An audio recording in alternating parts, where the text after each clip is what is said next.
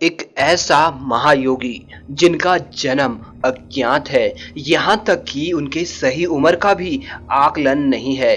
कहा जाता है कि वह करीब 900 साल तक जिंदा थे, परंतु जिन भक्तों ने उनका दर्शन किया है वे बताते हैं कि यह बाबा तो 1000 साल से भी ज्यादा पुराने हैं।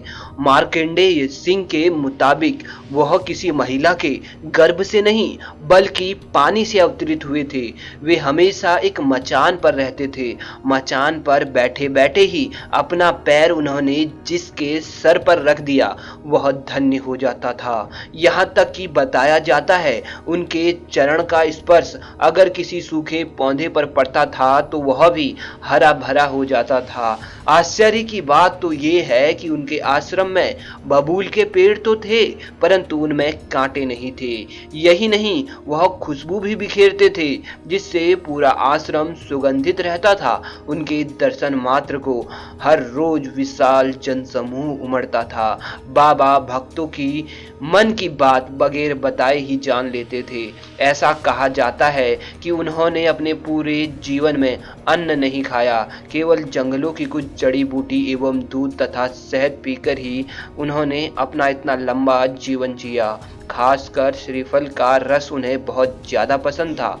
उनके ऐसे ऐसे चमत्कार हैं जिनके बारे में जानकर आप अपने दांतों तले उंगली दबा लोगे और आश्चर्य में पड़ जाओगे। इसके साथ ही आपको भारत देश पर गर्व होगा जहां पर ऐसे सिद्ध महापुरुष एवं संत ने जन्म लिया था। देवराह बाबा के नाम से जानते हैं। दोस्तों, आज मैं आपको देवराह बाबा के चमत्कारों के बारे में बताऊंगा जिन्होंने अनेक आशीर्वाद एवं अपने चमत्कारों से इस पावन भारत भूमि को धन्य कर दिया था। डॉक्टर राजेंद्र प्रसाद, महामना, मदन मोहन मालवीय, पुरुषोत्तम दास टंडन जैसे महान हस्तियां भी देवराह बाबा के चरणों का आशीर्वाद पाने उनके आश्रम में आए थे। देवराह बाबा पूज्य महर्षि पतंजलि द्वारा प्रतिपादित अष्टांग जैसे अत्यंत जटिल एवं कठिन योग में भी पारंगत थे।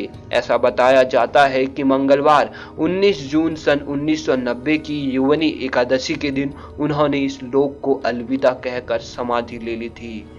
दोस्तों, अब हम आपको बताते हैं उनके अद्भुत चमत्कारों के बारे में।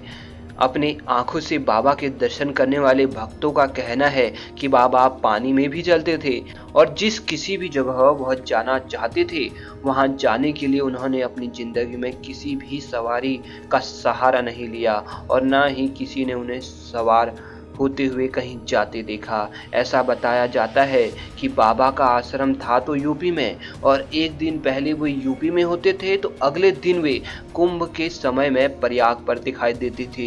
एक रात में ही बगैर सवारी के कैसे वो इतने दूरी का रास्ता तय कर लेते थे, आज तक यह एक राज बना हुआ है। मार्कंडेय सिंह के अनुसार उनका जन्म नहीं हुआ था, वे नदी में अवतरित हुए थे तथा वृंदावन में यमुना नदी के अंदर बगैर सांस लिए आधे घंटे तक वह जल समाधि लेते थे। उनको जानवरों की भाषा भी समझ में आती थी। खतरनाक जंगली जानवरों को वह पल भर में काबू कर लेते थे।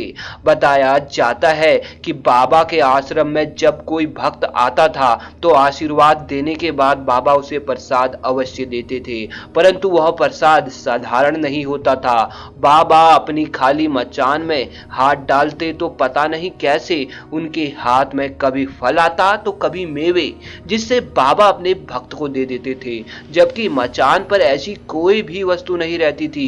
लोगों का कहना था कि बाबा को खेचरी मुद्रा आती थी जिसके वजह से ही वह कभी तो कहीं चले जाते तो कभी भूखे प्यासे ही अपने आयु को नियंत्रण कर लेते थे। बाबा के भक्तों में एक आम आदमी से लेकर अरबपति खरबपति तक शामिल थे।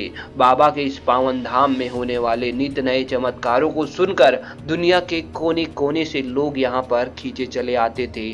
पहले तो मैं आपको वर्तमान में अनीता जी की आंटी के साथ हुई एक घटना के बारे में बताता हूँ कि कैसे देवराह बाबा ने उनके जीवन में चमत्कार किया। अनीता जी बताती है कि पिछले 2 महीने से मेरी आंटी के एक पैर में बहुत दर्द था। उन्होंने उस पर ज़्यादा ध्यान नहीं दिया, यह सोचकर कि घर के कामों की अधिकता के कारण थकान से होगा। उन्होंने केवल बाबा की उदी ले ली, लेकिन धीरे-धीरे दर्द बढ़ने लगा। 10 दिन पहले तक तो अत्यधिक दर्द बढ़ गया। उन्हें दिनचर्या के कार्यों में भी तकलीफ होने लगी। फिर मेरे अंकल ने डॉक्टर को दिखाने का निश्चय किया। मेरी आंटी के पिछले साल ही एक बड़ा ऑपरेशन हुआ था। अब हॉस्पिटल का नाम सुनते ही उनके दिल की धड़कनें दोगुनी हो गई। वे हॉस्पिटल जाने के लिए मानसिक रूप से तैयार नहीं थी। कई विचार उनके दिमाग में घूम रहे थे और वह बहुत ज़्यादा परेशान हो रही थी। मेरे अंकल गांव में रहते थे तो उन्हें इलाज के लिए दूसरे शहर जाना था। पूरे रास्ते मेरी आंटी घबराई हुई थी। क्लिनिक पहुंचने पर उनको ढेर सारे टेस्ट करवाने पड़े। कुछ घंटों बाद डॉक्टर ने उन्हें अपने केबिन पर बुलाया। आंटी जी पहले ही बहुत ज़्यादा सशंकित थी और घबराई हुई थी। अब स्थिति और भी गंभीर हो गई थी। डॉक्टर ने सभी रिपोर्ट देखी और कहा, आपके पैर में जो ये सूजन है यह कोई मामूली सूजन नहीं। अगर इसी तरह रहा तो आपको अपने इस पैर से हाथ धोना पड़ सकता है। और डॉक्टर ने कुछ दवाई दी और मेरी आंटी बाहर आ गई क्लिनिक से। अब वह बहुत ज़्यादा घबराई हुई थी और डॉक्टर ने 10 दिन की डेट दी थी तथा कहा था कि 10 दिन बाद इन दवाइयों का अगर असर हुआ तो हम आगे की कार्रवाई करेंगे। 10 दिन बाद फिर से मेरी आंटी क्लिनिक पर आई। इस बार वह और अधिक घबराई हुई थी। डॉक्टर के पास जब वह अंदर गई तो भी वह बहुत ज़्यादा घबराई हुई थी। परंतु इस बार देवराहा बाबा उनके ध्यान में थे, क्योंकि जब वे पहली बार क्लिनिक से वापस गई थी तो उन्होंने कुछ औरतों के मुंह से देवराहा बाबा की कीर्ति सुनी थी और बस उन्हीं बाबा को ध्यान करते हुए वे इस बार क्लिनिक आई थी। डॉक्टर ने उन्हें चेक किया और बोला, रिपोर्ट सामान्य है, घबराने की बात नहीं है और अब आप ये दवाइयाँ ले लें और मलहम लगाते रहे। ये सुनकर मेरी आंटी जी को बहुत ज़्यादा राहत मिली और वे भीतर से बहुत खुश हुई। इस खुशी का कारण उनकी अच्छी तबीयत नहीं थी, बल्कि यह थी कि डॉक्टर के केबिन में उन्हें बाबा के दर्शन हो गए। मेरी आंटी केबिन से बाहर आई और अपनी बेटी से कहा कि उन्हें बाबा के दर्शन हुए हैं, क्योंकि जैसा उन औरतों ने वर्णन किया था, लाल रंग के वस्त्र धारण करते हुए बाबा अपने पैरों का आशीर्वाद भक्तों को दे रहे हैं। ठीक वैसी ही तस्वीर उन्होंने उस क्लिनिक के अंदर देखी। ठीक वैसी ही तस्वीर मेरे आंखों में समा गई। फर्क इतना था कि इसमें बाबा मुस्कुरा रहे थे जैसे वे संतावना दे रहे हो कि तुम्हें कुछ नहीं होगा, मैं यहाँ हूं ना। और वह ही हुआ। दोस्तों, बाबा के एक और भक्त भगत मिस्त्री का कहना है कि उन्हें अभी भी अच्छी तरह याद है कि वे वहां मौजूद थे। सन 1987 की बात रही होगी। जून का महीना था। वृंदावन में यमुना पार देवराहा बाबा का डेरा जमा हुआ था। अधिकारियों में अफरा तफरी मची हुई थी। उस समय के प्रधानमंत्री राजीव गांधी को बाबा के दर्शन करने आना था। प्रधानमंत्री के आगमन और यात्रा के लिए इलाके की मार्किंग कर ली गई थी। आला अफसरों ने हेलीपैड बनाने के लिए वहां लगे बबूल के पेड़ की एक डाल को काटने का निर्देश दे दिया। इसकी भनक लगते ही बाबा ने वहां खड़े एक पुलिस अफसर को बुलाया और पूछा कि आप पेड़ को आखिर काटना क्यों चाहते हैं। अफसर ने कहा, प्रधानमंत्री की सुरक्षा के लिए जरूरी है। बाबा बोले, तुम यहाँ अपने पीएम को लाओगे और उनकी प्रशंसा पाओगे। पीएम का नाम भी होगा कि वह साधु संतों के पास जाता है, लेकिन इसका दंड तो बेचारे पेड़ को भुगतना पड़ेगा। अगर वह पेड़ इसके बारे में मुझसे पूछेगा तो मैं उसे क्या जवाब दूंगा। नहीं, इस पेड़ को तुम नहीं काटोगे। अफसरों ने अपनी मजबूरी बताई और कहा कि हमें पेड़ नहीं, सिर्फ इसकी डाली ही काटनी है। पर बाबा अपने बात पर बने रहे। उन्होंने कहा, यह पेड़ होगा तुम्हारी निगाहों में, परंतु मेरा तो यह सबसे पुराना साथी है। यह मेरा साथ अपनी हर छोटी छोटी बातों में साझा करता है। इस घटनाक्रम से बाकी अफसरों की दुविधा बढ़ती जा रही थी। आखिर में बाबा ने उन्हें तसल्ली दी और कहा, घबराओ मत, क्योंकि अब पीएम का ही कार्यक्रम टल जाएगा।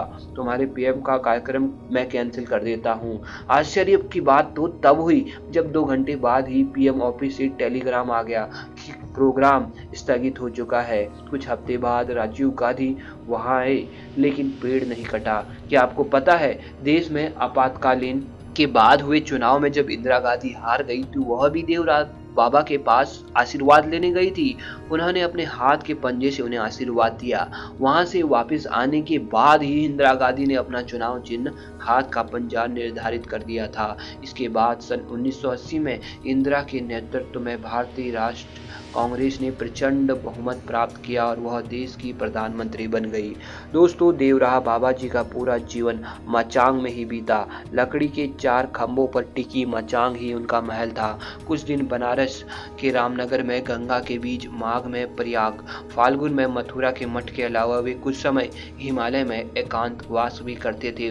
उन्होंने खुद कभी कुछ नहीं खाया, लेकिन भक्तगण के लिए जो कुछ भी ले पहुंचे उन्हें भक्तगण पर ही बरसा दिया। उनका प्रसाद, उनके चरणों का आशीर्वाद पाने के लिए सैकड़ों लोगों की भीड़ हर जगह जुटती थी। पर एक दिन ऐसा आया जब 11 जून 1999 को उन्होंने दर्शन देना बंद कर दिया। लगा जैसे कुछ अनहोनी होने वाली है। कहा जाता है कि उस दिन मौसम तक का मिजाज बदल चुका था। यमुना की लहरें तक बेचैन हो गई थी। मचान पर बाबा त्रिबंध सिंहासन पर बैठे ही रहे।